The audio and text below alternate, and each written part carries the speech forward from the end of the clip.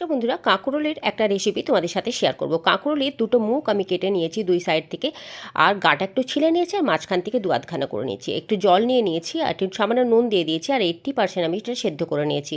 সেদ্ধ হওয়ার পর এটাকে ঠান্ডা করে নিয়েছি। ঠান্ডা করে বীজটাকে কিন্তু মাঝখান থেকে বাদ দিয়ে দিলাম। তোমরা চাইলে কিন্তু বীজটা নিয়ে নিতে পারো। এবার আমি নিয়ে নিচ্ছি পনির, আর একটু পেঁয়াজ কুচো, একটু টমেটো কুচো, একটু জিরে গুঁড়ো, আর নুন, আর গোলমরিচের গুঁড়ো। আর মাঝখানটায় এইভাবে আমি এটাকে বসিয়ে দিলাম, ভর্তি করে নিলাম। ঠিক আছে। আর হচ্ছে এবার খুব সামান্য একটু তেল নিয়ে নিয়েছে। তেলটার মধ্যে আমি কিন্তু শ্যালো ফ্রাই মতো করব, ডিপ ফ্রাই করব না। তোমরা যদি এটাকে ডিপ ফ্রাই করতে চাও তাহলে কিন্তু একটু বেসনে কোট করে নেবে অবশ্যই।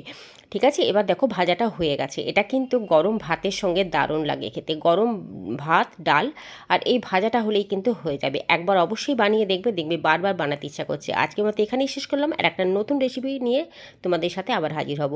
ভালো লাগলে একটা লাইক করো।